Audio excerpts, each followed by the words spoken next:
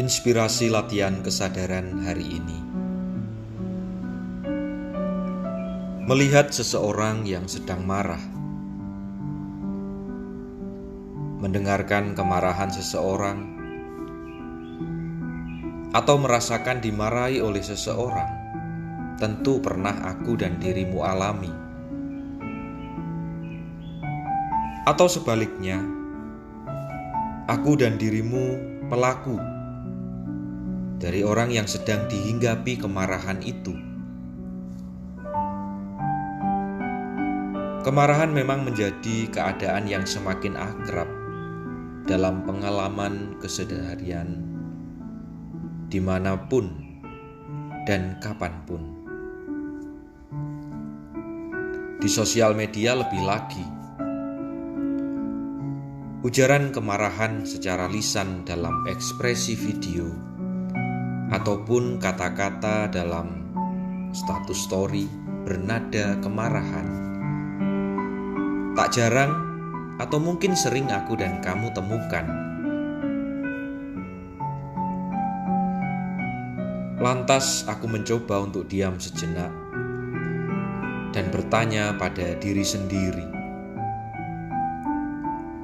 mengapa orang bisa sampai pada sikap dan ekspresi kemarahan? Dalam diam dan lamunanku terbersit beberapa yang sempat aku pikirkan.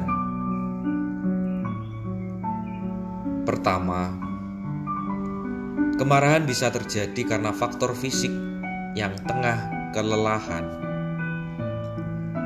Kelelahan dengan segala kegiatan yang sudah dilakukan, sehingga tak banyak lagi kekuatan yang masih tersimpan. Lebih-lebih, sudah lelah ditambah lapar. Emosi pasti akan lebih mudah tersulut. Ataupun sakit fisik yang sedang dialami dan ditahannya sekian lama. Kedua, kemarahan bisa saja terjadi karena faktor psikologis yang tidak seimbang dalam diri. Sakit fisik berkepanjangan dapat pula berimbas pada keseimbangan emosi, walaupun dapat terjadi pula sebaliknya. Tekanan situasi, ancaman, ketakutan, kebingungan, rasa bersalah, dan aneka keadaan psikologis besar kemungkinan memicu kemarahan yang tak tertahankan.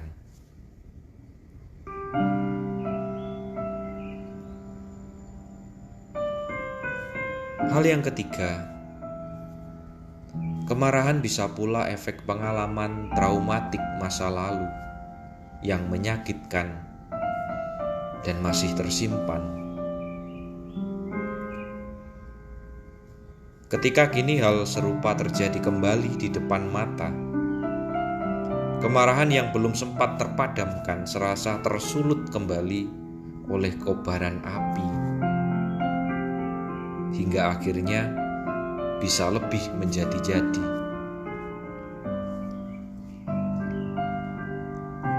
Ada alasan lain yang menjadi bagian dalam latihan kesadaran. Bersikap atas kemarahan yang bisa datang tanpa dikenali. Seseorang mudah tersulut api kemarahan karena masih belum sepenuhnya mampu menerima kenyataan dan memaafkan keadaan kemarahan pada dirinya sendiri. Imbasnya, begitu mudah menyalahkan orang lain dan keadaan. Hal itu menjadi pelampiasan dan pelarian yang paling sangat memungkinkan. Aku dan dirimu masih menyimpan kemarahan pada keadaan yang aku alami sekarang ini tidak seperti yang aku harapkan di masa silam. Aku dan dirimu masih belum sepenuhnya mampu memaafkan kesalahan, kecerobohan, ataupun kedosaan di masa lalu, sehingga menuntut dan memaksa orang lain dan keadaan di luar diri seperti yang diharapkan, agar apa yang aku dan kamu alami tidak lagi terulang.